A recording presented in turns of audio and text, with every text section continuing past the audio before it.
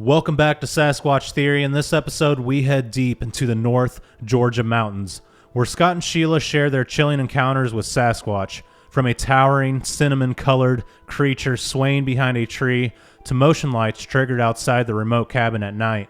Their lives have been forever changed by the presence of these beings. With years of experience guiding expeditions into the woods, they've uncovered fresh tracks, glowing orbs, bone-rattling roars, and greasy fingerprints left on their vehicles. Tonight, Scott and Sheila take us into the heart of the Georgia mountains and beyond, where encounters with Sasquatch lead to the mysterious world of other cryptids and unknown creatures.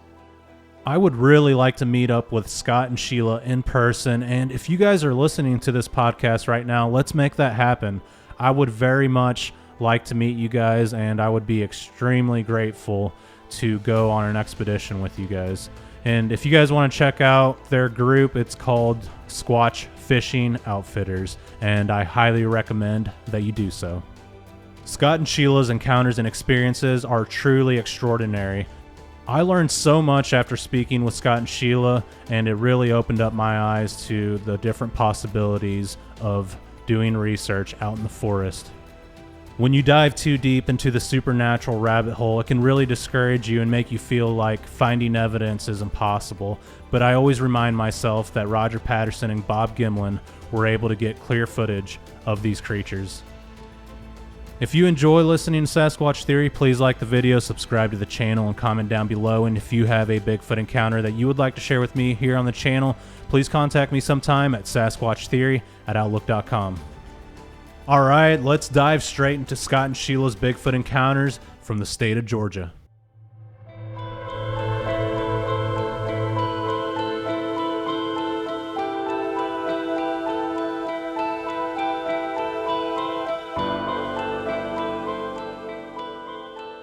All right, Scott, Sheila, welcome to Sasquatch Theory. How are you guys doing today? We're doing good, thank you. Yeah, absolutely. It's a pleasure to have you both on the show. Scott and Sheila, if you would, tell me a little bit about yourselves and your Bigfoot experiences from the very beginning, please.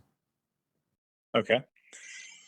Well, we started this adventure way back in 2018. Myself and Sheila are both retired law enforcement officers. We got into this because she drugged me to a Bigfoot outing or Bigfoot expedition one time, and I went with her and on it and on. I was that person, that I hunted and fished all my life in the river bottoms and swamps, and I was a very bad skeptic.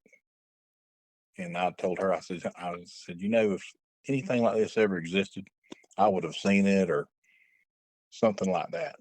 And lo and behold, I did get to see one that changed my whole attitude about everything. And it was, it was a life-changing event for me. I'd always thought about Bigfoot, but I just thought it was like a unicorn. It was mythical. But my biggest thing is I loved The Legend of Boggy Creek. That was my movie. And so when we moved from South Georgia to North Georgia, I seen they were having a Bigfoot expedition. So I just begged Scott, please, let's go. And I finally talked him into it, even though he was just doing it for my benefit. He was a total skeptic. And then we went to the expedition. We were there a night early, and we went out with a couple of people that were there that, had their own sightings. And things happened that, we could not explain. I mean, Scott was just floored, the things. We didn't have any sightings that night, but we did have a lot of, we heard a lot of things. And from that point on, you go down this rabbit hole. Either you'll love it and you'll want to go out in the woods and seek more, or you're either going to be terrified to go back in the woods. Well, I couldn't wait to stay in the woods. And we were out, my very first sighting happened in 2019, September. We were out scouting for a place to go camping. It was me and Scott and one of our friends, and we were actually in North Georgia, in Clayton, Georgia, as a matter of fact. And it was about 2:00 in the afternoon, and it was a nice day. Not a lot of foliage on the trees, because like I said, it was September. I did not have my cell phone. And honestly, I usually carry in the woods because of hogs. I'm more terrified of hogs, wild hogs, than anything. Didn't have any of that. And the last minute, we decided to go to the top of a ridge, to see what we could see and look down. Well, I'd started up the ridge, and while I had momentum, I kept going. I didn't want to slow down because it's pretty rough climbing up there. And Scott and our friends stayed at the base because they were looking at a tree that looked like something was grabbing onto when it started up the ridge.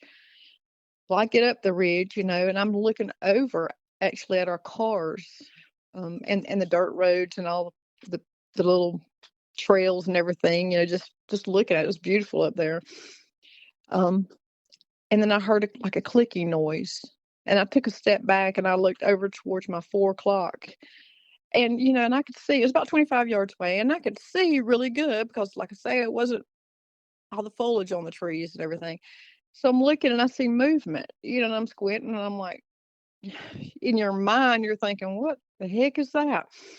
Well, it moved a little bit more, and it was behind a tree, and both hands were on the tree, and it was just a little bit of movement. And out loud, I called for Scott, because I thought they were coming on up, where they were still down the ridge, And this thing's looking at me, and I'm looking at him. We have eye contact, so there's absolutely no doubt in my mind whatsoever. The left shoulder was on the left side of the tree, but the right shoulder was on the right side of the tree too. And it started doing a little bit more bouncy things. It looked like a huge man with no neck that maybe had on like a cinnamon looking, I don't know, fur coat. The hair wasn't that long. There was no facial hair. It looked like clay on the face. And then I said, it was moving a little bit more, and this was so fast. It happened so fast. And when it was bouncing a little bit more, I hollered out, "Scott," like that, because I didn't know if this thing was what was fixing to happen. But I'm looking at this that should not exist. Like everything that your mom ever told you, boogers aren't real or whatever, is a lie. Because in your mind at that time, it's like you're unwrapping years of, what you thought was reality. So when I called the second time, Scott and our friend come running up there as best as they could, and I'm shaking like a leaf on a tree, pointing. There was a Bigfoot right there. So I showed Scott the tree, and or my friend, and me and him took off over there to find the spot. Now, I was a cop for over 20 years. If I had called, description on it over the radio, I would have said it would have been about 6 foot, 6.5 foot tall. But when I get there, it was on a decline. So whatever it was, it had to be at least 7.5 foot tall. But when I called Scott the second time, this thing dropped like a puff of smoke on all fours and just took off.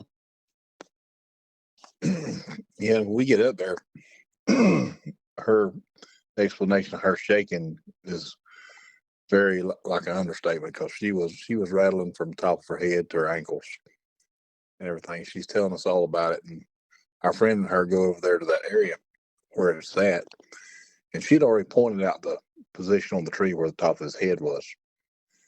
They get over there and they step off on that decline back there, and our friend, he's about 6'3". He had to reach up to get to where the top, the mark she had showed me. So they're scouting all that right in there where it was at and everything, and I walk over with them and get over there, and the part she didn't tell you about that was, once I got over there, they pointed out to me there is fresh scat right there close to that tree. Huge.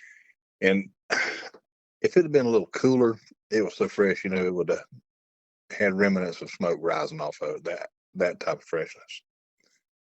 And me and our friend, we tracked this thing down to a ravine where it run down to a ravine. It was ravine was about 15 or so feet deep, about 15 or so yards across.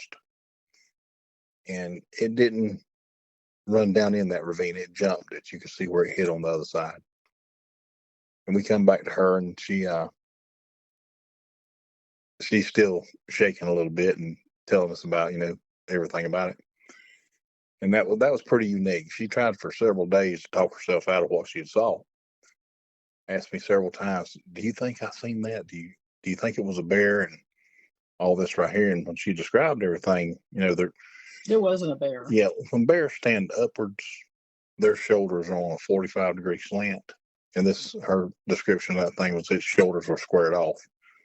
And when she described its facial everything to me, I pretty well knew right then she had seen one at that point. About 2 weeks later, on that same ridge, all the people that were going to be camping there, we'd all started gathering up. I was standing over beside my truck, and one of our friends hollered to me that something had moved up on the top of that ridge. Well, I start watching, and I finally see it, and I pick him off. And he's standing between two trees looking back at our friend. And I told him, hollered over to him, I said, yeah, I see him. And he said, where is it? And I was trying to direct his sight up there to it. And this thing was, like Sheila had said, like a cinnamon color, reddish color. And with the foliage being dropped off all the trees, all the brown leaves and everything, this thing blended into the backdrop better than a man in a ghillie suit. He really did. And our friend eased over to my truck with me, and I'm trying to tell him right where he's standing, right between these two trees, and he's telling me that I can't see him. I can't see him. So I actually catch him by the back of the head, a little bit, and kind of position his head up because I can tell he's not looking in the right area. He says, Scott, I still don't see him. And then I made the mistake. I reached over his shoulder and pointed at him. And as soon as I pointed at him, that thing dropped down and took off. He covered a distance of over 40 yards going over top of that ridge in just a flash. And I had a lot of people ask me after the fact and everything, because I had sat there and watched this for over a minute and a half. So you didn't get a picture of him or anything like that? I had a wonderful phone in my pocket with a good camera on it and everything. And that was the last thing that ever crossed my mind. It never even dawned on me to take a picture at that point in time. And we went on from there. We scouted for this group and done a whole lot of more things with them and everything. And we started to see a little bit of the situation of the cost of going with that group was pretty high. And we would always have a lot of people, tell us that they really wanted to go and do these kind of things, but they weren't willing, to put out that kind of money to go do it. So me and Sheila, we sat back and we discussed it amongst ourselves, of what it would really take to start doing something like that. And we, after putting pen to paper real hard and everything, we come up with some figures and all. It looked good to us, and we showed it to some other people, and it looked good to a lot of different folks. So we decided to open up a outfitter service, Squatch Fishing Outfitters, to where we actually take people out on these expeditions and things. And we done everything we could possibly do to make it as affordable as possible, where anybody that wanted to go do it could actually go do it. And so we started that up. It took us about 1.5 years or so to get everything set, all the permits and insurances and all that stuff, to finally get all that done. And once we got all that done, we started that up. Before we got everything started up, we had moved from South Georgia to North Georgia. And that's kind of when everything started. We were totally, you don't really realize it's legit. You hear all the stories and stuff, but until you start experiencing it. Before we ever went on the first expedition, when we moved up here, we'd leased a little cabin down by the river. It's like a 800 square foot cabin. And Scott had stayed in South Georgia to sell our house down there when I was up here by myself. And there was nobody around because it was kind of off season, and I'd get up and go to work and come back. And sometimes I would hear like a whooping noise. And I had no idea then because I'd never been on an expedition.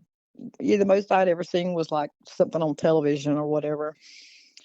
And I was on the phone with him one evening, and I started hearing it in the yard. And I asked God, I said, what kind of bird makes a whooping noise? I had no clue. He had no clue until that first night, when we went out, and it was all around us. And I was just shocked. Floored wasn't the word, It's like all of a sudden all those questions, obviously I knew what the whooping noise was then. Well, about a year later, we bought our own cabin, and it's in the middle of nowhere too, which is how we like it. But we moved in the cabin. It had sat empty for a while. It was actually somebody's vacation home, and they rarely used it. We moved in, and we started having so much stuff happen at this cabin. We used to lay in the bed and just hear the heavy footsteps, and I call it going down to the pet cemetery path, which is on the corner of our house at the back of our house. We would have motion lights pushed up, and you'd need a ladder. He would need to get a ladder to get to push them back up, or push them down rather, or change the bulbs. Oh my goodness. Our kids would come and spend the night, and they're grown, and they thought we were just nuts to begin with. And they would have things happen. So to this day, they won't go outside after dark. Um, our daughter-in-law had got up and got on the couch one night. And she thought we were just, oh, you have no idea, you are nuts.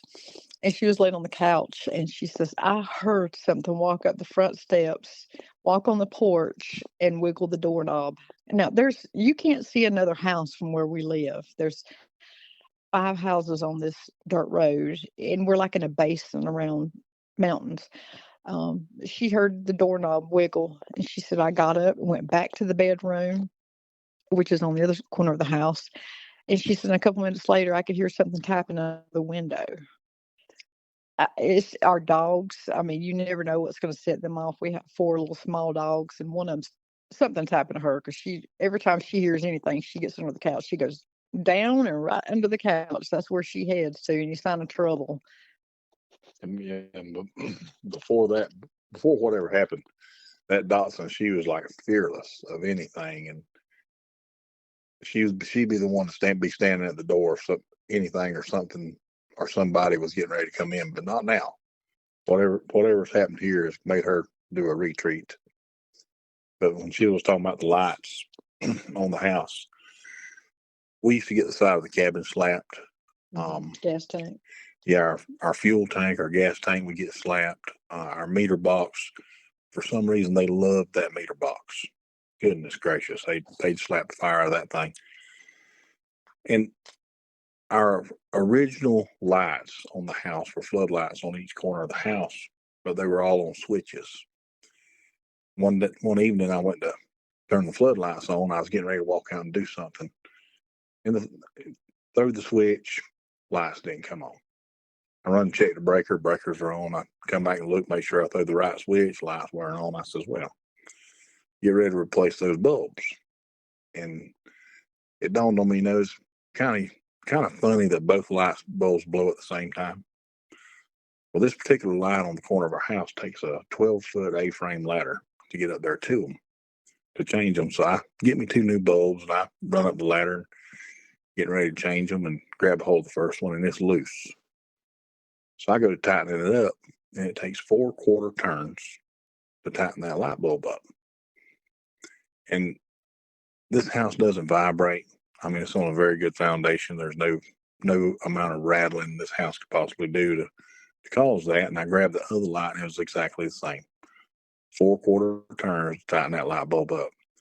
I thought about it for a second. I come back down the ladder and went and turned the light switch on, and the lights came on. Right then, I stopped what I was doing, went on up to the store and got 2 double head floodlights with motion detectors on them, which I was needing to do that anyway, because Sheila's a hospice nurse, and sometimes she comes in later in the evenings, and I wanted a light to be able to turn on whenever she pulled up in the driveway anyway. So I get these lights, and I get them all set, rigged up and everything. And the whole time that night, after I put them up, we're laying in the bed. I'm watching. Got my curtains cracked a little bit so I can see if that light comes on. And nothing happened the first night, but the second night the lights went to coming on. They'd come on, they'd go off, and just a little while they'd come back on. And I'm kind of laying here giggling to myself, like, yeah, I caught y'all with this one. A little while goes by, and Sheila comes home late one evening, and she tells me, she said, hey, that front light didn't come on when I pulled under the carport. I said, well, darn. I went and made sure the switches were on and everything was, and I walked out there and looked at it. The head that detects motion to that light was pushed all the way up to the roof. And I would get my ladder out, and I reach up there and get a hold of this head and try to pull it back down, and I can't pull it back down. This thing has teeth in it to where it locks itself in place. And I was pulling on it pretty hard, and I was scared I'd break it. I had to take the light apart to reset the head to where it was supposed to be. And that's actually happened a couple of times where that head's gotten pushed all the way up. What about the noise across the road there? We were sitting at the pit. Yeah. And she was reminding me of something, and it was just me and her here by ourselves, and we run audio at night. Especially after we started our outfitter business and everything, we run audio when we can. We're in the woods a lot, 3 to 4 days a week at least, if not more. And we're sitting down at our fire pit one evening. We've got our audio recorders running. We're just sitting down there, relaxing and everything. And the craziest howl started about 50 yards in behind us, just right across the 2-path road from our house. And I look at Sheila, and she looks at me, and we're both in disbelief. We know what it is. And the coyotes chime in with him. I told her, I said, I'm going to ease up here to the house to get a firearm because this is just so close. And she stays right there by the fire. And that happened with us 3 times that evening. It was moving down the ridge, and it'd get to a certain point, it would howl up again. And bear in mind, all this is not 50 yards from us. And that was a pretty unique happening here at the house. We've had a whole lot of other things go on. We find tracks down by our creek pretty regular. That's not uncommon. And when you live somewhere and you mow your yard and you weed eat in your yard and everything, you pretty well know what's in your yard as far as rocks and things like that you could possibly hit. Well, I had weed eated around the house like I did just a few days before, and me and her were getting ready to walk down the path to the creek. And I looked, and there's 2 baseball-sized quartz rocks sitting right there. They weren't there before. And I'm looking at those rocks, and Sheila had pointed them out too, and we're looking back and forth at it, and I said, I just wonder. And dusk dark that evening, we come back and checked. We stepped on down the path. When we started walking back up the path, as soon as we get to these rocks, the lights come on. So I'm looking around, I'm thinking, I said, yep, something has marked this or something. So I moved the rocks about 3 foot closer to the house. We go on about our business, and I'm watching that night for it and everything. And sure enough, that night, those lights popped on. And I'm it becomes like a game to you with playing with them. And because we just have so much activity and everything goes on here in this holler.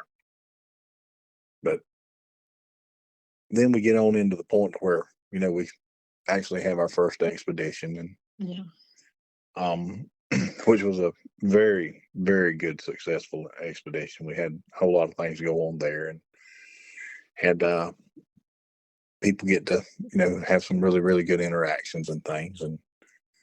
And I think we're in our 4th season now.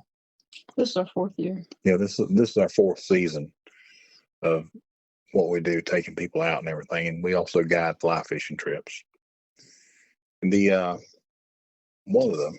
Tell me about the first night with the very first night of our very first expedition. And keep in mind, we were so nervous, doing this because we just kind of cartwheeled through it, just hoping. We wanted there to be activity, and we wanted people to be able to hear or see something. But we went out that night, and we had 2 groups. The first group was my group, and the second group was Scott's group. He went on down the road. So I stayed at one spot, and you're in the middle, I promise you, of nowhere. And I had one guy in the group with me. The rest were women. And we had built a fire, and we were sitting there. And it's so dark you can't see your hand in front of your face. Rocks started flying through the woods, and it was that one direction. It was at him, and he's like looking at me. He's like, "Did you see that?" And I said, "Yeah." "Did you notice they're being thrown at you?" They targeted the only male in the group. I'm assuming because they didn't want him there. And that night was just absolutely crazy. He actually saw an orb and heard a growling sound, and others heard the growling sound as well.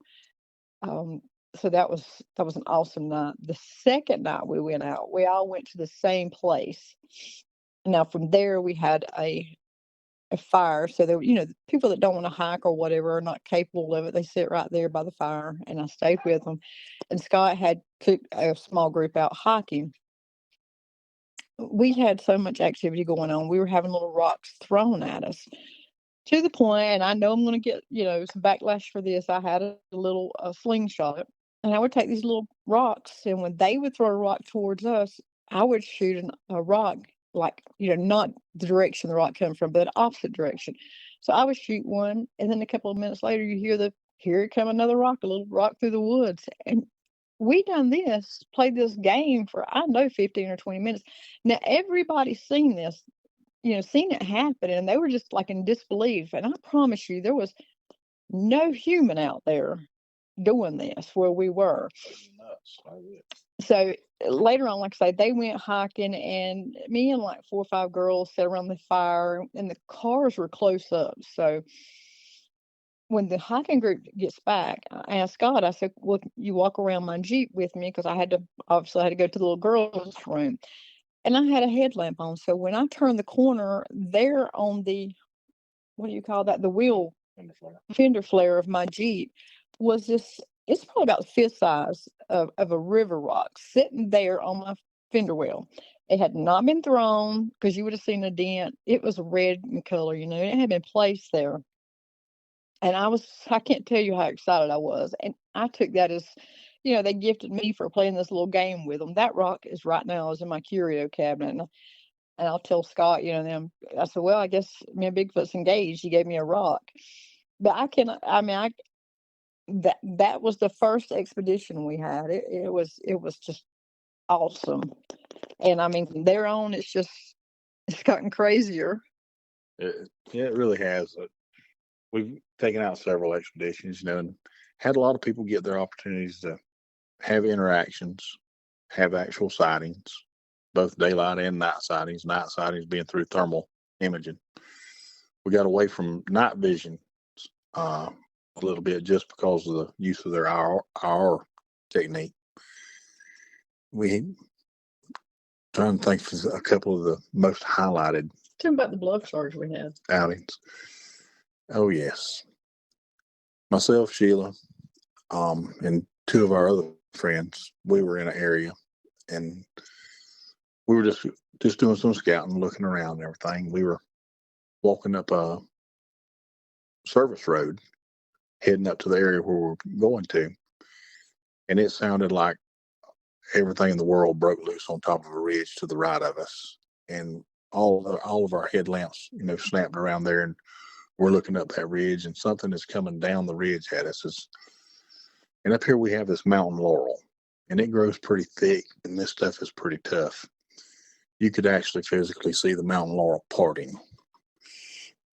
Whatever it was coming off that ridge at us, it gets about 10 yards away from us and just comes to a stop. We weren't sure if it jumped over top of us, just slammed on brakes and hit a trail right there and went down a trail, or what, but we had all braced up like we were about to be run completely over. That was one pretty nerve-wracking event right there. And all the people that were with us, the other people that were with us says, we need to go on up here where we're going to go. And the whole time I'm thinking to myself, we got to walk back through this same area coming back. But we went on to what we were doing and had a fairly uneventful night the rest of the night. And on our expeditions, like I said, we've had a lot of things go on, and we had one evening where I had a group up on top of the mountain, and Sheila's group was down by the fire pit, and we, on our way up, we would walk through this smell, and it was putrid, ungodly. You walk into it, it's like walking into a wall, and walk a few yards, and you like completely walking out of it, and for it just not to be there. Well, we crossed this smell like 4 different times going up this mountain. And I started noting where we smell the smells on the way up. When we get to the top of the mountain, and we're all set up and everything. And one of the gentlemen that had went with us, he was a bad skeptic, and he had a thermal vision with him. And all of a sudden, I hear him gasp. You know, that famous air suck gasp. And usually when that happens, somebody has seen something. He calls for me, and he says, "I'm seeing something here." And I said, "Well, explain to me what you're seeing," because I had already looked at it through a thermal also and knew what he was seeing. So he goes to explain to me. He says, "Well, there's something standing behind this tree, and it's got its hand or paws wrapped around the tree here. And he's looking out from one side." And he said, "And this thing's shoulders are on both sides of the tree." I said, "Are her shoulders flat or upright?" He said, "They're squared off." I said, "Well, you just answered one of your own questions." He said, "What's that?" I said, "Well, when a bear stands up, his shoulders are on about a 45-degree angle." So he's looking at that, and I told him then, I said, "Look to the left of that just a little bit and down. There's another one right there." So he's actually looking at 2, one peeking over a knoll at us and one behind the tree right there. I had another gentleman. He's standing back ways on a trail, probably 15 yards away from me. He's looking around. He has seen these things also, but he's also looking all around the rest of the perimeter with us. And I hear a pop. And when I hear this pop, I physically thought he was snake bit. And as soon as the pop happened, he stumbled around a little bit and took off to run. I catch him a little bit, and he's rubbing on his leg. And I said, "What is it? What is it?" He said, "Something hit me on the leg." And we pull his britches legs up. We look, and I'm actually looking for a snake wound. There's nothing there. Go back over to the area where he was standing at. There's no rocks there. There's no sticks that could flip up and hit him. But there was a game trail there. That the day before, when I had looked this area over before carrying anyone up there, was a standard game trail, about 1.5 feet wide. The foliage on each side of it about 2.5, 3 foot tall. We get over there by that game trail where he was standing at. All the foliage for about 1.5 feet on each side of the trail had been crushed down to the ground, just as far off that ridge as you wanted to look. At that point, I decided, well, we're going to ease everybody off this mountaintop right here and get on back. We start coming back through those smells again. And when we start coming back through the smells again, the smells have moved. And this isn't a smell that just would like linger and float along. It was like, it's really hard to describe. It's like walking into a line of it. Like you walk straight into it, walk just a few feet, and you walk out of it. When we get back to our group that's down there at the fire, we get telling about the things, that have went on. And I slept really, really good that night because I wound up going to the top of that mountain 3 more times for other people to get to smell these smells. And when we get back to our main base camp, these things followed us back, and they're sitting on the other side of the creek just whooping at us all night long. And everybody had a big happening over all that right there, and everybody was enjoying themselves about the interactions and all that we had. I'm trying to think. There was this one time Scott and I went in the woods. It was just he and I during the day, and we were going to go out there, scout around because we're constantly in the woods looking for places, with more activity because we want people on the expeditions to be able to hear something, and it doesn't always happen, but we do our best, to try to put them in an active area.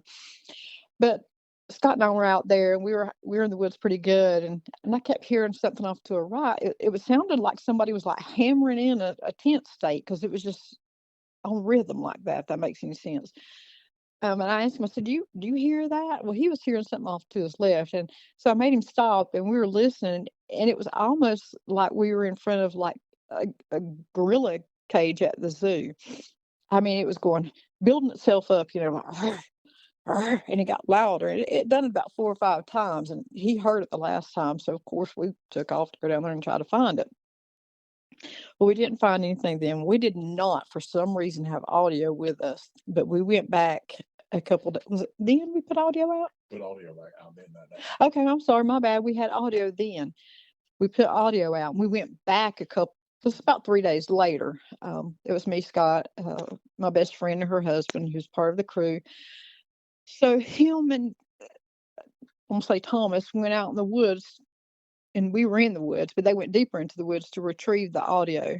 And Michelle and I sat up there in the woods, but around a little fire pit we had made. And it was dusk. It was getting dark pretty quick. And like I said, they were gone. And we were sitting there talking, and I kept hearing something. And I'd ask her, "Do you hear that?" Well, Michelle can't hear. She's got problems in one of her ears, so I had to make her be still because it was coming towards us. And I've never heard anything like this. The only thing I can liken it to was if you've ever been around Florida or whatever, and you've heard like an alligator growl, that deep guttural growl. And it was like maybe, I don't know, like every 30 to 40 seconds, something like that. But I had audio running. Thank goodness I had audio running. So she sat down and she's listening. She goes, "Oh my God, I hear it." Well, yeah, like I say, I do carry in the woods primarily for hogs, and it was just she and I, so obviously I'm going to be safe. For me to take my gun out of the holster and have it ready, I'm scared. There's a reason, you know what I mean? Because other than that, I'm not a dependent person on that. But it was so intense. She had got up and put the keys in the truck because she says, "We have to get out of here. I just don't want to drop the keys on the way to the truck." I said, "Well, you just run, go get in the truck. I'll jump in the back if I have to." You know, like we were going, I don't know what would have happened literally if something would have come up there on us. But I got 14 growls on audio it coming. Yeah, at the end, there's a whoop, and it's all recorded. You know, thank goodness we usually don't have signal in the woods, but where we were, I called Scott, and I'm surprised it went through. And I asked him, I said, "Are y'all hearing anything?" And didn't you tell me y'all had heard a whoop or something? Heard a whoop, but of course, they didn't hear the growl. Thank goodness they come back up there to where we were because I'd never heard that before. You know, I've heard it walking around the tent, and that's the most distinct sound to me. That's my most favorite part. And when you're in a tent and you're in a dead sleep, and all of a sudden you wake up hearing like these Jurassic Park footsteps, your eyes will just fly open and you know instantly what it is, and you can hear it. And I'm thinking, you know, most of the time it's coming into where our kitchen area is. But talking about footsteps, I can't tell you how many times we found tracks. And one in particular, I was travel nursing and I was in Wyoming out there by myself in the snow. I had seen a tree structure, and I went back a couple of days later to find this tree structure. It was awesome. And I had a Jeep at the time, and I was pulling through there, and I thought I could pull through the snowdrift. Well, I was wrong. So I was just raising sand in my Jeep trying to get out of the snowdrift with nobody around. And I did go through it, and I pulled back to where I had seen the tree structure, and fresh snow had fallen. And I'm walking towards a tree structure, and in the snow are these huge foot tracks. You know, in the snow, you couldn't see toe prints or anything, but you could tell it was something walking. And it had like a 4.5-inch stride, and the tracks were about 18 inches long. And there's foot strides. I don't know what I'm saying, but there was no other animal prints. Like I said, it was fresh snow. There was no, you know, that was it. And it went right by the tree structure. And of course, I'm going to follow it. And I did. I followed the tracks pretty good ways on in the woods. And those tracks just stopped. They just disappeared. And, I look up thinking, well, in my training, you look up. There was nothing there. It was just dead silent. And I can't tell you how many times we've seen that in the woods, seen tracks, and then all of a sudden they disappear. And that's my biggest question. Where did the tracks go? Because when we first started this, Scott and I, you would hear all the stories and of the different cryptids. And then, we were talking about, okay, if we're going to do this, we're just going to stick to Bigfoot. I don't hear any of the other stuff. I don't want to get in any of the stuff. But I promise you, that's not going to happen. If you do this, there's so many branches just going every which direction. I mean, stuff happens you cannot explain. I just, people, the only thing I can tell people are they're thinking you're crazy or whatever, or the closed-minded people thinks that we are the end all be all. They're going to be in for a rude awakening because there's just so much more out there that, I can't even begin to explain. I'll never have all the answers to all the questions that I have. About the time when you think you figured one thing out, or you think you're getting close to figuring it out, that one thing will cause you to have about 5 more different questions, really and truly. But one of our other, super highlighted times was one of our very good friends. They go with us on these expeditions every so often. And this particular one, they had their sons with them, and he was on the hiking group with us. Well, we had something get thrown at us from the right hand side. Naturally, everybody looks, to the right hand side where something gets thrown from. And one of my team members, when something happens, it's his job to scour behind us, off to all sides and everything. And he picks one of these critters off, and I call them critters. For anybody that's curious about when I say critters, he picks one of these critters off, and he's behind a rock, and he's looking up, peeking over the rock at us, and he's sitting there doing that, watching us. So we focus a lot of attention on him. And there's 4 different thermals going at this time, all watching this one critter. And, he's showing us his shoulders, his upper torso and everything. He's lifting up and bobbing and going back and forth and doing a lot of the typical things. And when something like this happens, a lot of times I'll walk out into the area where one of these things are at, and they'll stand up and run off, or make their way out of there pretty quick. And I only do that so that other folks may get the opportunity to see them better, at least see them walk off. And I was getting ready to do that, and my friend's son, he asked me if he could go with me. Me and him had a short conversation on some do's and don'ts, and I reluctantly did let him go with me. So we get out here and by this rock, and when I get to the rock and I turn my headlamp around behind the rock, it's not there. And I'm immediately thinking to myself, well, he eased on out of here and they weren't able to see it, and let me know that it moved. So I get a big white light out of my pocket and shine down the direction I thought it would have went. And I'm scouring the area and I'm coming around. Well, as I come around with my light, this thing has moved 15 yards away from the rock. He has his back towards us. He's squatted down and he's looking at us. And I put that light right in his face. As soon as I put the light right in his face, it picks his arm up and kind of turns his head and then turns his shoulders away from us. At that point, I look at my friend's son. I says, just back up. Let's ease on back to the group. Whatever it is he has, he's not willing to leave. And we're in a bad situation. That's probably one of the most nervous times I've ever been doing this thing. For the simple reason that it didn't leave out. He was holding his ground. Whatever he had, he wasn't willing to leave.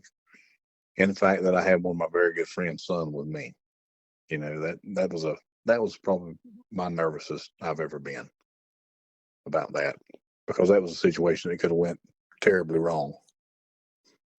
But we get back to the group, and to this day, that young man, if you get around him, he will tell you that story.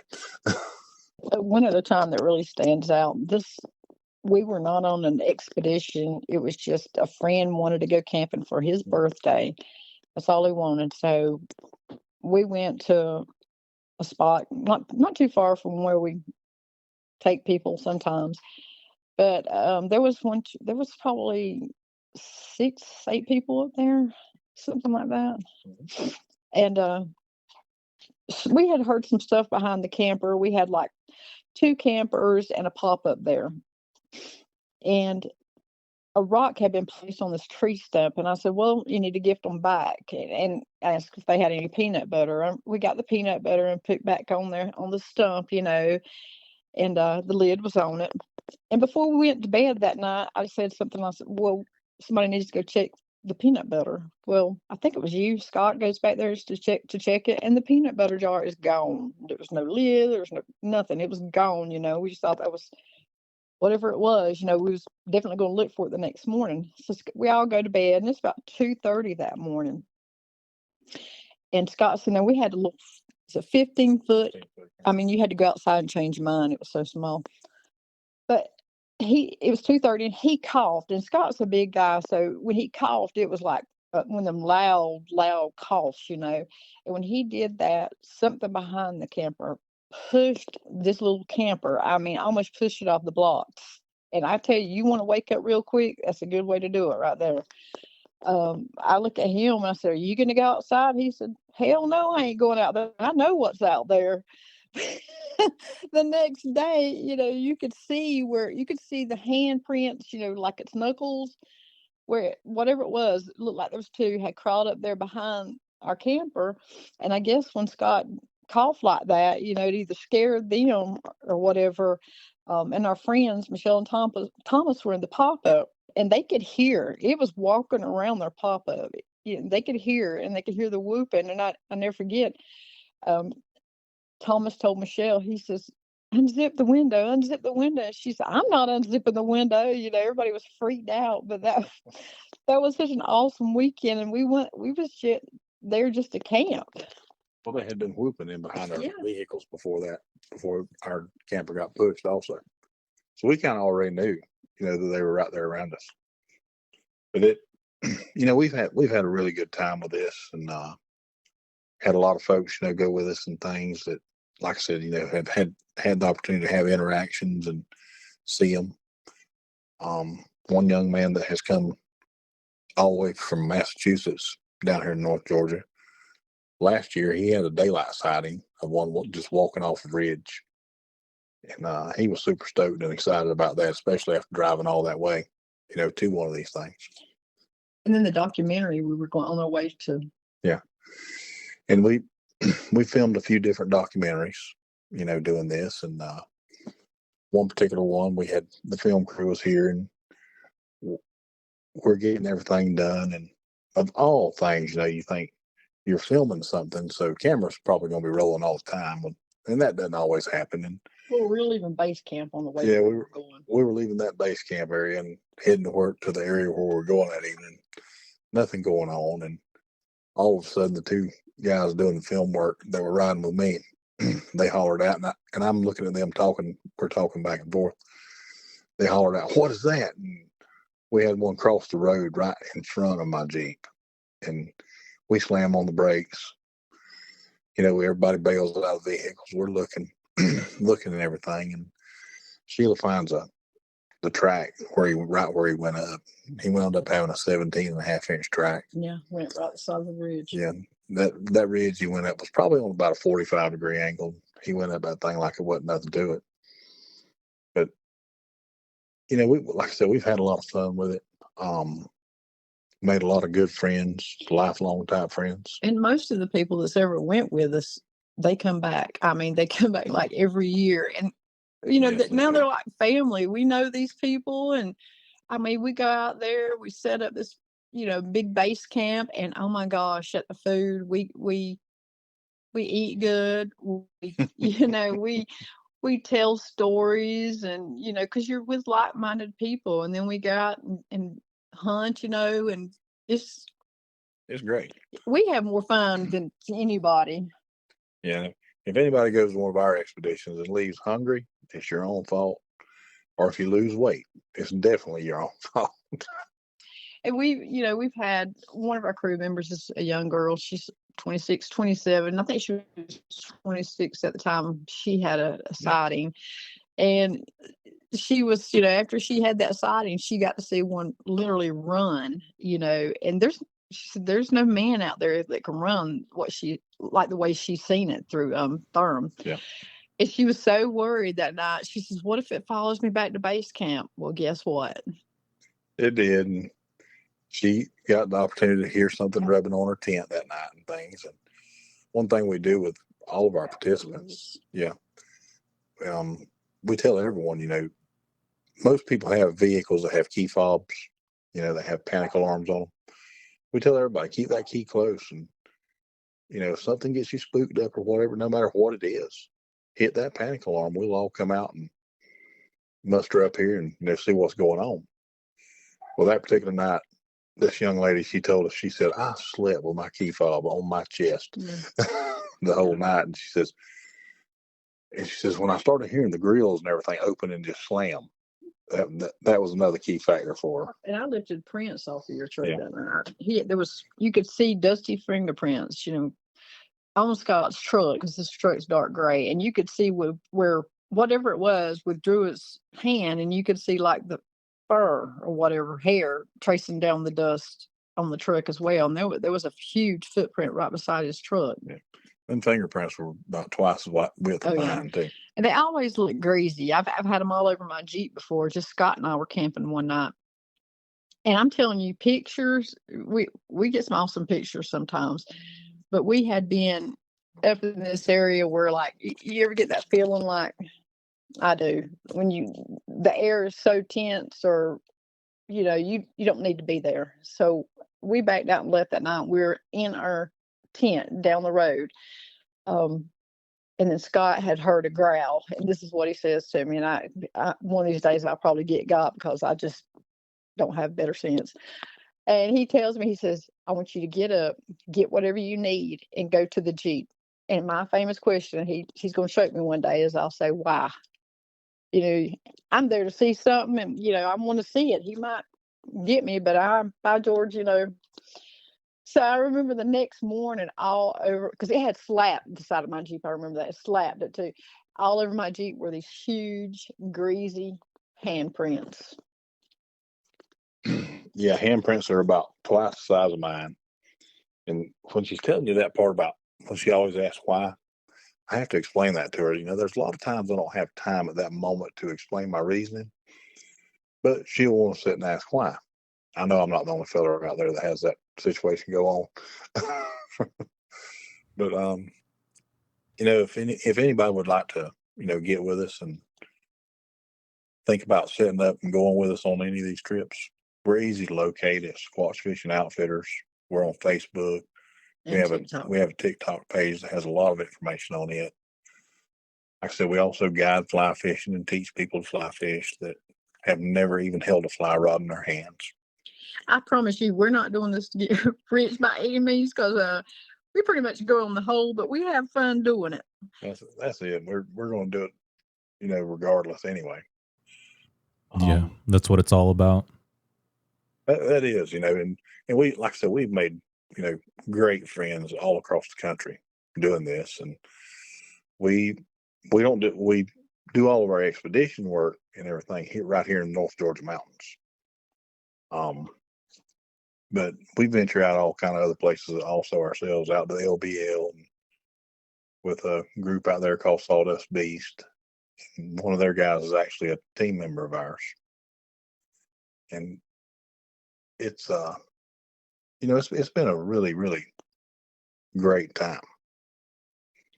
The best part to me is I get excited when new people, especially maybe skeptics, when they come in and something happens, rocks are thrown or they hear a howl or whatever. That's the best part for me, because you can just, some of them kind of lose it for a minute, and then some of them get really, really quiet. Oh yeah. We have a group that her and her husband comes on a regular basis, and she wasn't able to be here one particular evening, and he got to see one first, and he was a skeptic. Well, she was a little, bent about that, but later on, after coming for a while, she finally got to see one, and through thermal vision one evening, and after she got to see it, she was like Sheila, she was shaking from head to toe, and had to get her pretty well calmed down and get her back to the campfire that evening. She didn't want to talk about it. Yeah, and she wouldn't talk about it for a few days. She finally got to where she would talk about it, but after seeing it, she just kind of locked up a little bit. And when you see one of these things, really and truly, your mind has to process it. You go through a processing factor there that where you question yourself, you try to tell yourself 9 ways Saturday you didn't see what you saw. Because there's no more deniability. Before, when you've heard people say they're real or whatever, or if you've seen something on television, you haven't seen it with your own eyes. So you can always say, oh, this is a game or this is just for fun until you lay eyes on it, and then there's no more deniability. Yeah, that's why I say, it changes people. It really does, because it opens your eyes to the fact that, it makes you ask that question. If this is out there, what else is out there, that we don't know about? And like Sheila had said earlier, when we first started this, we were going to be strictly in the Bigfoot realm. That was it. Nothing else. That's kind of hard to do once you venture off down this path some ways. That other things come up that just you get a craving. You have to check into it. Yeah, absolutely. What else has popped up with your Bigfoot research? Well, Sheila's had some strange occurrences across the road on her. We had a patient pass one night, and it was about 10:30, and I I was just leaving the house, and I was over close to Helen, actually close to Brasstown Bald, and it's very remote out there and very dark. And at the time, I drove a lifted Jeep, so I was going down the dark road, and I'm scanning from left to right for deer, because I don't want to. I'm half asleep, and I don't want to hit a deer on the way home, because most of the spots there's no signal. So I'm going, and something on the left moves on the left side of the road, and it I don't know, in one jump it was in the on the yellow line of the road, and then the second jump there was like a ridge, like a 45-degree angle. It stuck that ridge, like halfway up. I mean, I've never seen anything move this fast, but it was on all fours, and it was so black. It was blacker than what was behind it, and the outline looked like a huge German Shepherd. That's the only way I can describe it. And like I said, my Jeep was lifted, so it came up like halfway to my grill. It stuck that ridge and went up there so fast. And all I could think about was the stories of all these, dog men. Everybody talks about dog men, how they try to wreck cars or make them pull over. And that's all that kept going through my mind. And I was, I just was going as fast as I could, be honest with you, till I got a signal, and I called Scott. And I did. I took Scott back the next day, and I said, "This is where it went up," and there was huge canine tracks. Yeah, the canine tracks showed me, and like I had said earlier, I've hunted and fished all my life, and river bottoms and swamps, and pretty much anything that can be hunted and fished for, I've done it. And doing that, you have to become a pretty good tracker and things like that, and you have to understand wildlife. Well, when Sheila shows me these tracks, I get to studying on them pretty hard. And these are the hugest canine tracks I'd ever seen in my life. And I've seen wolf tracks, but these were different. The pad of these tracks was elongated. And when I say elongated, I mean to the tune of about 6.5 inches back to a narrow type heel on the center pad. And when I first saw it, I'm thinking to myself, well, maybe it slid. And as I go up to the next track, it's the same way. And I start climbing this ridge, and she's telling me not to climb up that ridge. And I'm going on up the ridge. When I get to the top, there's sand up there, and which just reaffirmed my thoughts when I saw the tracks up there of what I was seeing on that ridge was correct. And the side of the ridge was too steep, and the top of the ridge, there wasn't enough depth of impression to make a casting of those, because I would have loved to have made a casting of those. We got pictures of it. I try to take pictures of everything. I mean, when we're in the woods sometimes, and I tell you, like, when you're someplace and all of a sudden the birds stop, everything stops. I mean, there's no sound, and you feel the tension. I'll listen. All I need is like a twig break or something. And I start taking random pictures, a lot of pictures.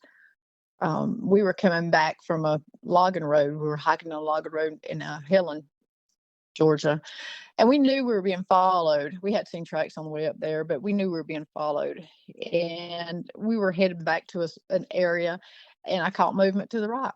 and Scott's seen it too. I'm taking pictures, and he's walking over to try to go around it.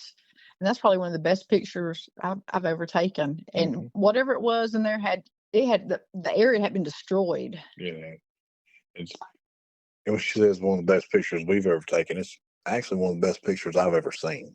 And not saying that because we took it, but it's clear. And we don't put that one out on social media or anything like that, just because I don't want to see that particular picture around in the internet.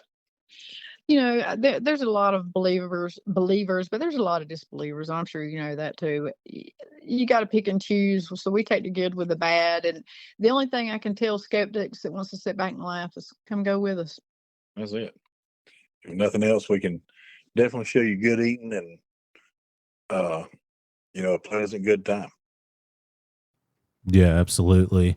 Searching for Bigfoot and fly fishing sounds like a wonderful life, and you guys live out in the country, and that just sounds amazing. I mean, I can't imagine the joy that you guys feel living out in the middle of nowhere and being able to go out there looking for Sasquatch in nature and hanging out with like-minded people. It's got to be amazing. I live the same life, so I understand, and it's just a lot of fun being out there, seeing the wildlife, enjoying the peace of the forest. And yeah, the fact that you guys had these encounters and all these experiences out there, that's just amazing. What kind of feeling did you have, Sheila, when you saw that Sasquatch hiding behind the tree? I know you were shaking, but what went through your mind? You try to it's like your brain goes through like a card catalog. What is that? Because you're trying to justify it, but you don't have anything to liken it to. So I knew it wasn't a bear. I knew it wasn't a bear. And there's what else would be in the woods dressed like a huge man wearing a red coat and looked like he had clay for a face or whatever.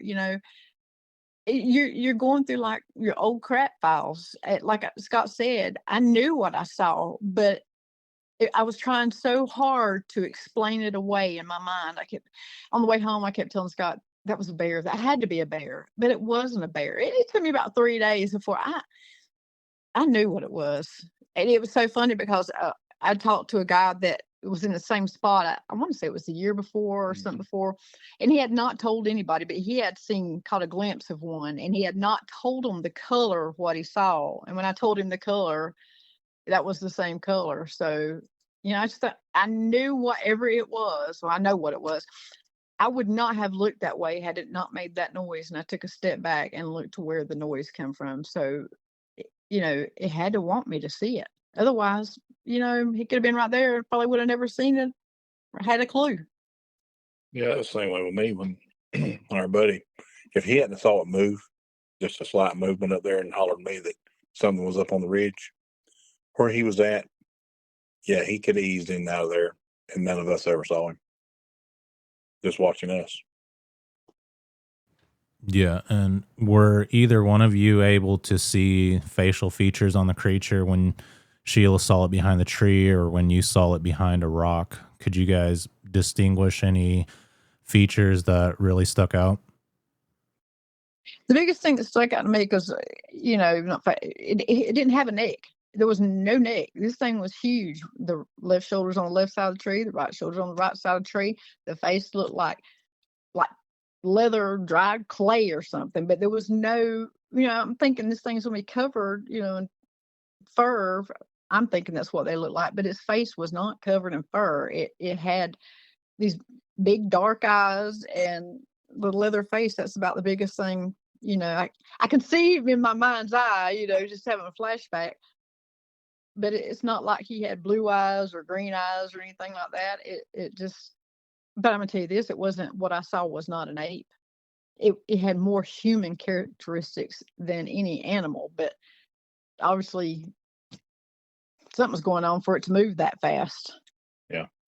That, and I actually think me and Sheila seen the same one. The colors were the same. The facial color was the same. And when she's saying clay, she's speaking of a grayish type clay. Yeah. And everybody, always talks about that conical shaped head. I didn't see that. This one right here, that coconut's just as round as mine and yours.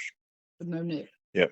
and he appears to have no neck, but I personally believe that they're trapezoid muscles, deltoid muscles up there.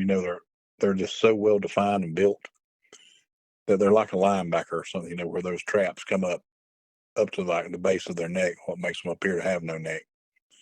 Because I've heard people talking about, oh, they don't have a neck or anything, they can't turn their head, but that's not true. Because I've physically watched 2 of them turn that neck.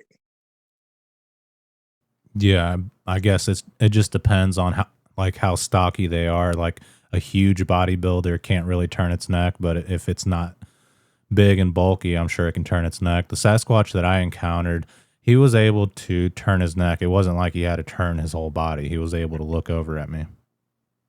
Right. Mm-hmm. That's the way these were. The one we've seen behind the rock. Now we saw that one behind the rock on thermals.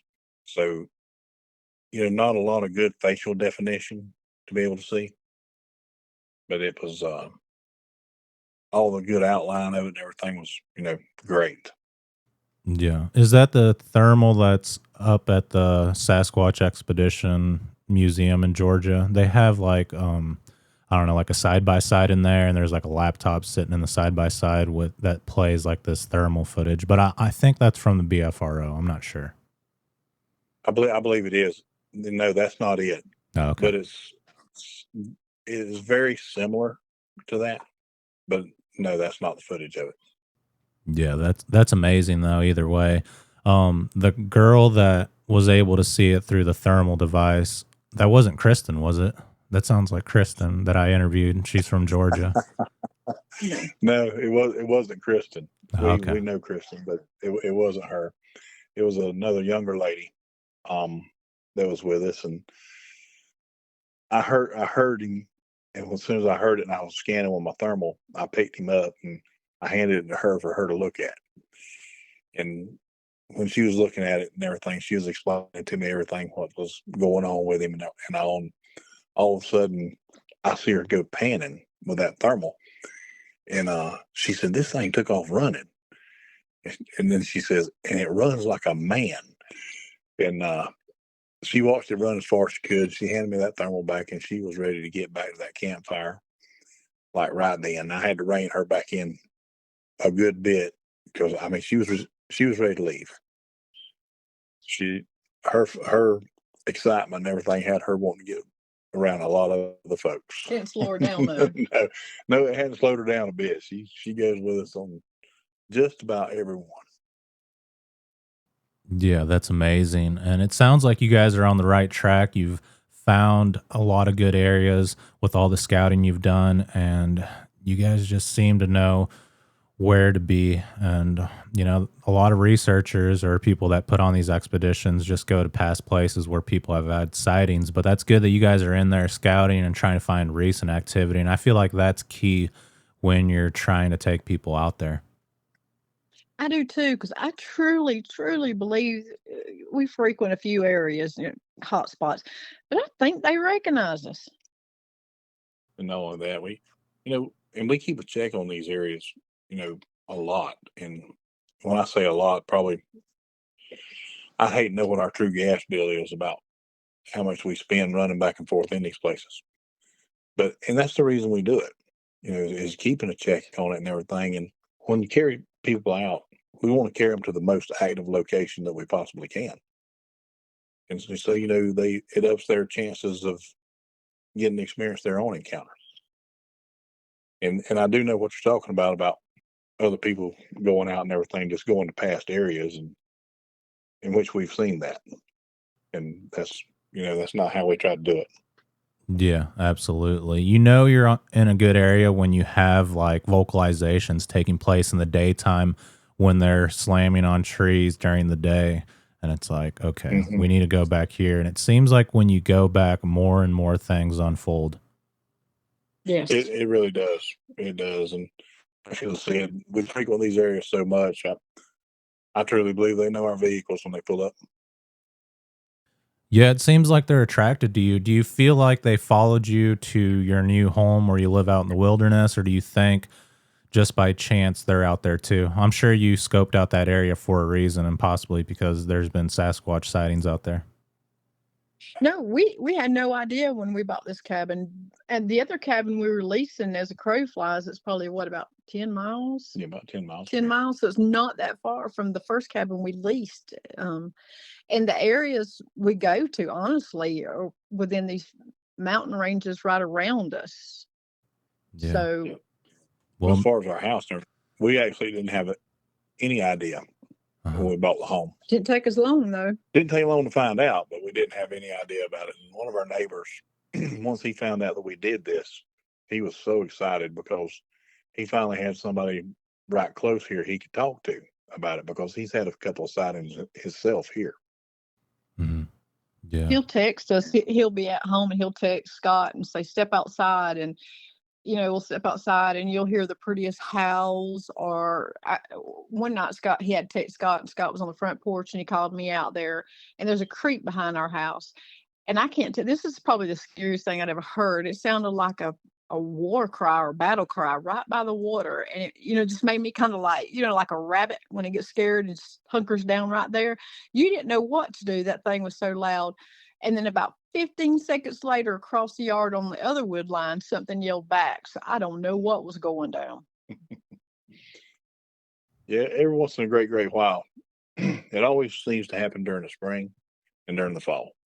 It's like we have some more that move through here. And it's kind of like those two see each other and there's like a clash.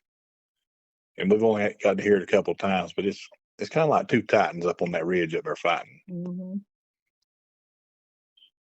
Yeah, that's incredible. It seems like these things are some sort of super predator, and once they catch your scent, they can follow you for many miles away, or it's just simply something supernatural that we don't understand. What are your thoughts about that? Ooh, that's a very good question. We get asked a lot. We had a very, very good friend of ours. He's passed away now, but I really enjoyed his theory on these things, and he studied them a lot. He actually thought that there were two different types of these things. One that was a strictly flesh and blood animal, and then one that he liked to call a hybrid. That was a type that had other powers and could do interdimensional travel and things like that.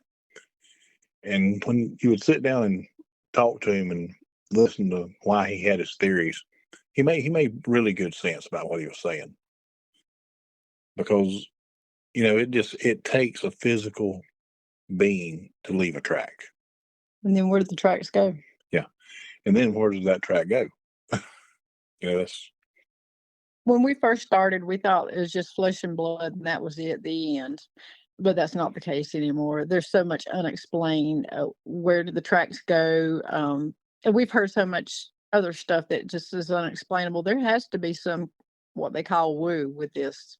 That's we've heard portals, and it used to, we think, oh, that's crazy. There's no such thing as portals. Well, that's changed. Yeah. Then Yeah. you hear so many people talking about them disappearing and everything. And then I can account for some of that parts about the disappearing with one thing. The one that I got to see when he dropped down, if I had at that moment been blinking my eyes and there had been a little foliage there, he'd have been gone without me seeing him drop down. But I got to see him drop down. I mean, it was so fast. An Olympic athlete is not as fast as one of these things. Yeah, absolutely. And the fact that the tracks just disappear, that I hear that a lot, especially the stories where people follow tracks in the snow and giant fields, and they say that the tracks just end. And that's scary to think about, because a lot of times I find just one track in the middle of a trail and it's like, where are the other tracks? Maybe it just took a giant leap and landed in the middle of the trail and then didn't leave any sign behind. Yeah, and we found another thing too, that when you do find a track, us as humans, we think of our own selves. We start looking at that 3-foot range for the next track. You have to look further than that for that next track. You're going to be looking to that 4 to 5 foot stride. And we have also found that there's not a track where you're looking, so you give up. But if you go a little bit further, you may find another one. But like with the snow deal, yeah, there's just no accounting for that. Yeah, and there's reports where people have seen Sasquatch and they just vanish into thin air, which, you know, it sounds out there, like you said, all that sounds crazy, but the more you start researching this topic, the more you start believing all that, especially when it comes to other cryptids. Once you get into the Bigfoot subject head on, you start learning about like Dogman and other cryptid creatures, and you have a few experiences and you believe it, especially when you see a Sasquatch. It's like, okay, if this is real and that's out there in the woods, what else is real that people are, you know, describing and talking about? Exactly. Exactly. You know, and a lot of people say that, well, those folks are crazy and everything. Well, those people that say that, they weren't the ones that were standing there that saw whatever those folks saw. And then people say, well, how can you believe that? I've never seen a Bigfoot, blah, blah, blah. And, you know, I tell them this, you know, I believe in God. I've never seen God, but I'm 110% sure, you know, I believe in God, but I've seen a Bigfoot. Yeah. Yeah, absolutely. What kind of gear do you guys use out in the field? As far as our thermals, we use AGM type thermals. There's another one that we use is infrared X, Mm-hmm. and then FLIR products. Those are our thermals that we utilize. How does the AGM perform, and are you able to record video with it? You can record video with it. We use the 715, which is, the performance of it is outstanding. It has like a 750-yard range on it. A very wide field of view, 12 power zoom. It's actually, in my opinion, it's actually better than the FLIR. The infrared X that we use now also, it utilizes your cell phone for your viewing screen, and small type camera that has a high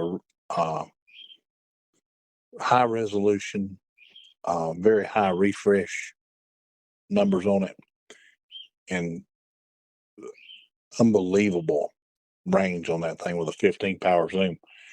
I'm tending to like it a lot for the simple reason it's not a monocular type. You're looking at a screen, it doesn't hurt your eyes. You can look at that thing all night and not hurt your eyes. Yeah. And we're leaning to that a good bit. The only problem we're finding with it is it will burn a battery down on a cell phone.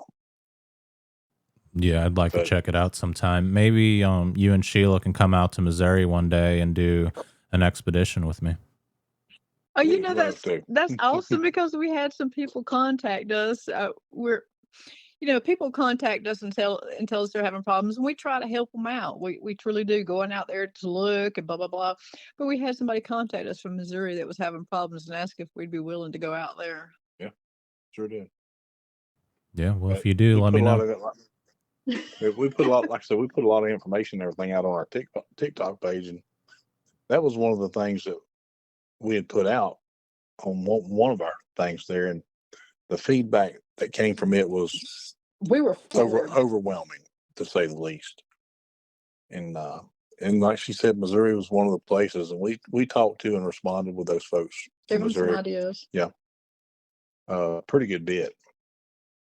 Yeah, hopefully they got the problem resolved, and it's hard to keep up with so many people. I'm sure you have folks all the time saying you need to get out here, you need to go over here, you need to come out to my house, and it's hard to find time. It is. Our schedule is pretty swamped, and it's, you know, but I tell you, we're both retired. Well, I'm retired. Sheila retired, and then she decided to grow up and become a hospice nurse. So she does that now, and but this has actually turned into a full-time gig. I mean, and we love it. And I always heard that old saying, you know, if you find something that you love to do, it's not really like working, and that's true. Yeah, absolutely. It's And exhausting. You both are retired law enforcement. Is that correct? Yeah. Yes. Yeah. Both of us over 23 years, and I'm also a naval veteran. Oh wow. And I joined in with a group. It's called Project Healing Waters, a long time back, and it's for disabled vets, and it's a fly fishing group. And that organization is a super organization. Anybody that's a disabled vet that would want to venture into fly fishing or anything, those are some nice people to get in touch with. Great starting point. That's where I got my starting point and carried it on from there. Yeah, I love trout fishing. I've never went fly fishing, but it looks like a lot of fun.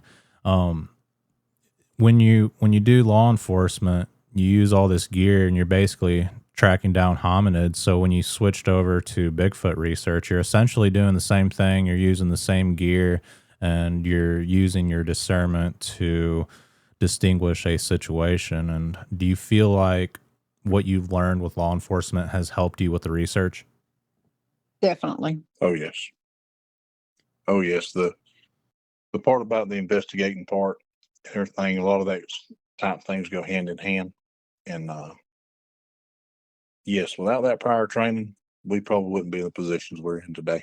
I think the biggest thing for me is, and this is not for law enforcement, it's just for whoever. You better use your intuition. Yes. That comes in very handy. Yes.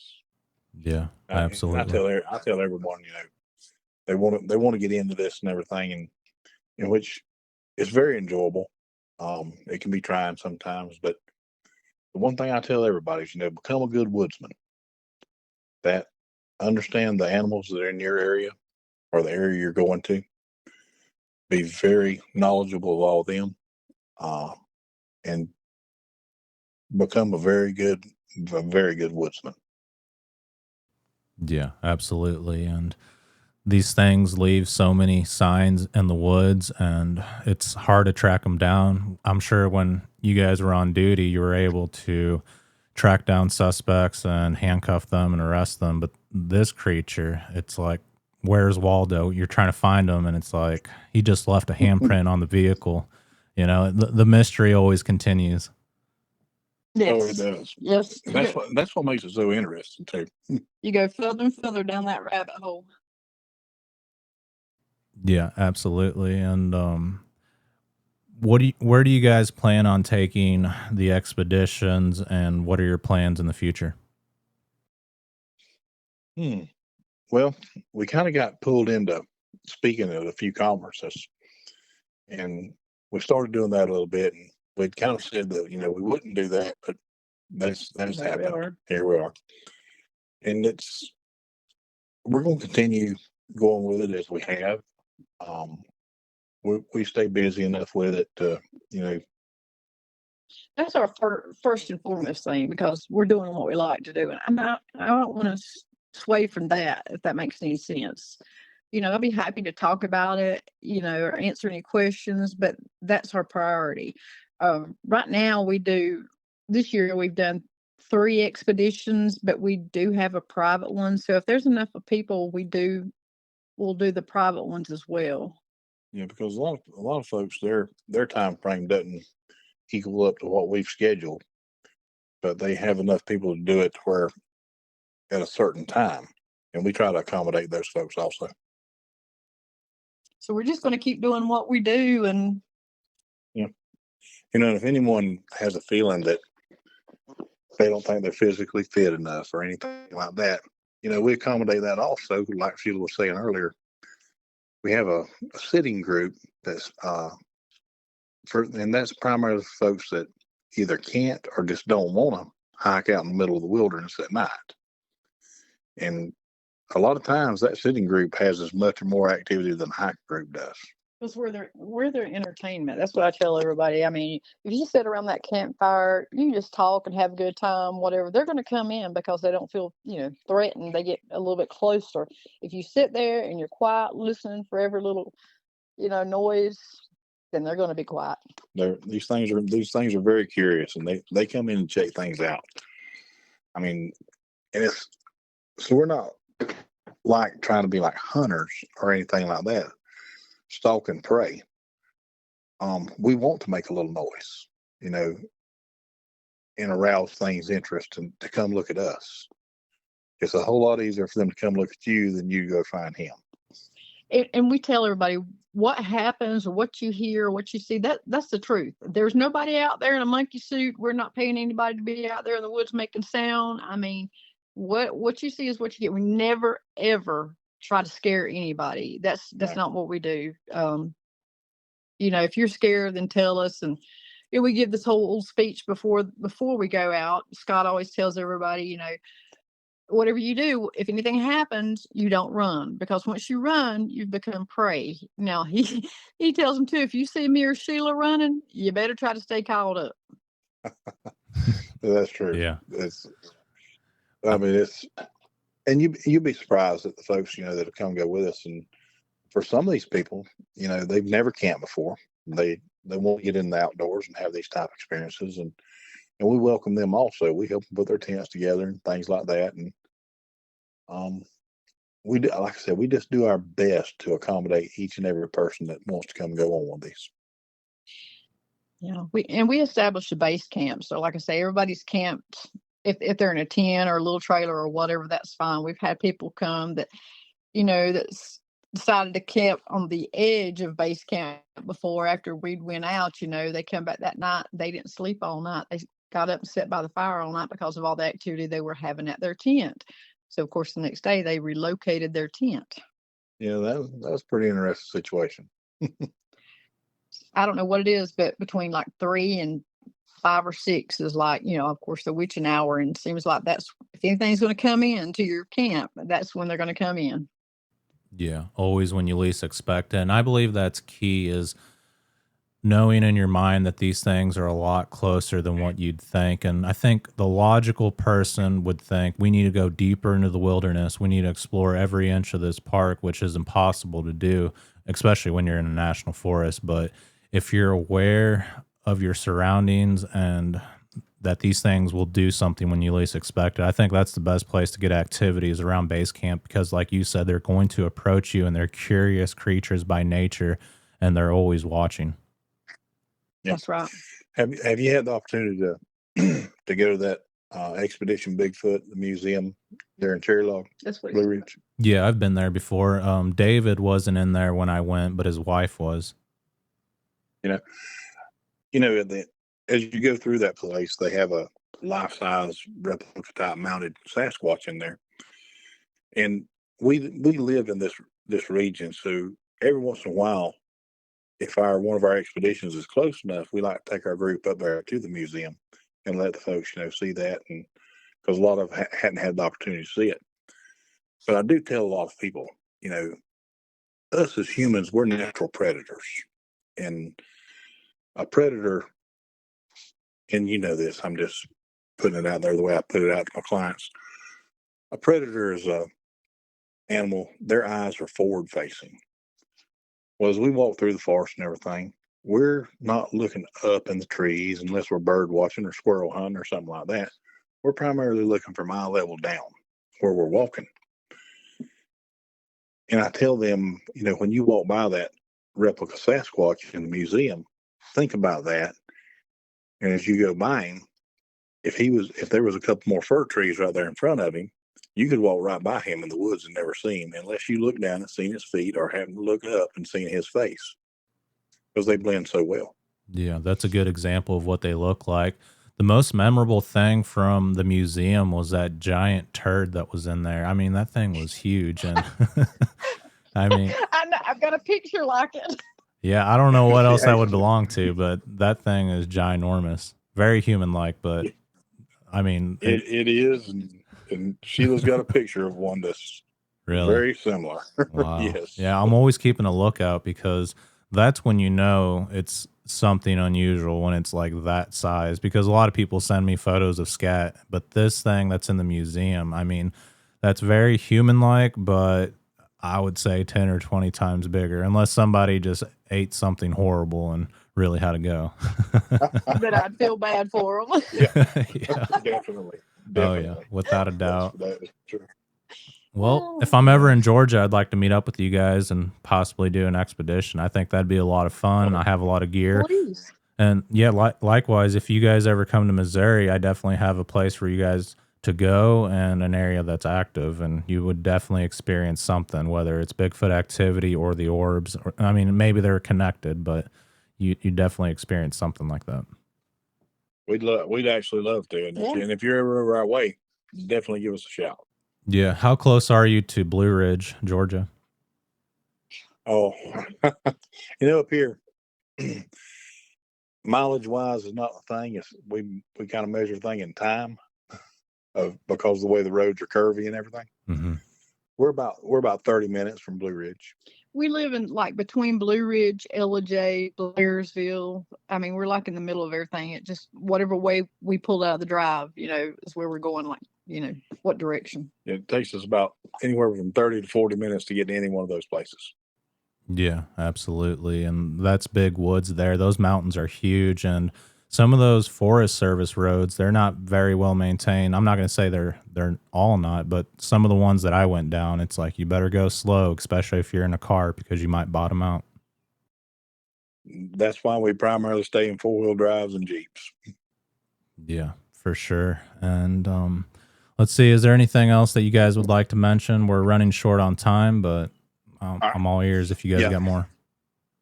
So speaking of the Forest Service roads and things like that, anybody that would like to come, now we have people where our base camps are set up. A car can come to those base camp areas, and then we utilize different vehicles, to go to our areas where we're going to be, which are usually not far away. Yeah, if anybody has any questions or is just curious, just go to TikTok. I try to actually post most of the stuff on TikTok. We have Facebook and the TikTok. I don't post everything, but it'll give you a good idea. Yeah, that's true. Yeah, absolutely. Do you guys have a website? No website. We just use the Facebook and TikTok, and that keeps me busy enough. Yeah, that keeps us both busy enough. Okay, that sounds good, and I will use the name and the title of this podcast. And if anyone's interested, definitely check out Scott and Sheila's page and do an expedition with them. And I think you won't be disappointed. From what it sounds like, there's a lot of activity taking place in these areas that they research at, and I definitely think it's worth people's time. And we really appreciate you having us on your show. Absolutely. Thank you so much, Scott and Sheila, for being a guest on the channel. And it was an absolute pleasure speaking with both of you. That wraps up our conversation with Scott and Sheila of Squatch Fishing Outfitters. Their stories prove that the North Georgia mountains hold more than just wilderness. They hold secrets waiting to be uncovered. If you want to connect with them or even join one of their expeditions, check out Squatch Fishing Outfitters, where fly fishing and Sasquatch encounters collide. Remember, whether it's Georgia, Kentucky's land, between the lakes, or right outside your own back door, the truth is closer than you think. Thanks for listening to Sasquatch Theory, and if you guys can, like this podcast, comment down below, subscribe to the channel, and if you guys can, pick yourself up some merchandise right now.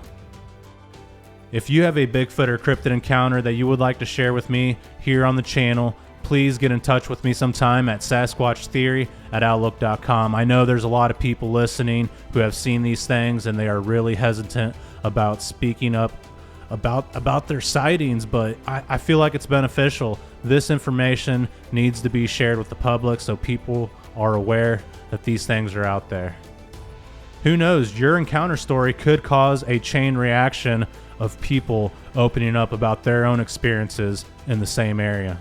So don't be hesitant, reach out, and I would love to hear about your encounters.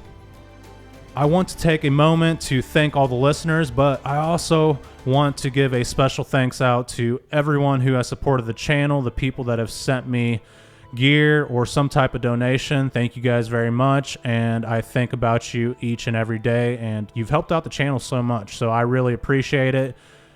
Thank you guys so much for keeping the channel going. Until the next one, you guys be safe out in the forest.